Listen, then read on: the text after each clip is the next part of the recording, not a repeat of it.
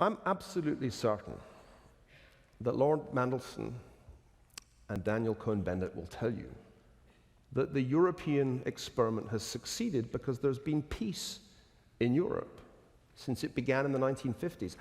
Can we just knock that on the head? The European Union has absolutely nothing to do with peace in Europe since World War II. That was the achievement of NATO.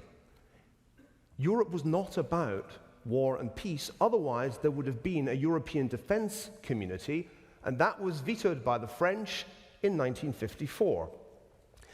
Ladies and gentlemen, Europe has to be judged in its own terms, and its own terms were always economic. How did it do? In the 1950s, it grew at 4%. In the 1960s, it was about the same. In the 1970s, 2.8%.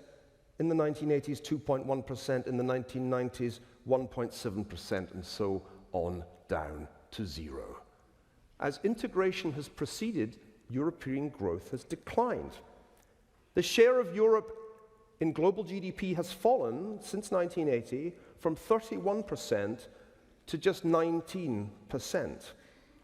Since 1980, the EU has only grown faster than the United States in 9 out of 32 years. Never has its unemployment rate been lower than the US unemployment rate.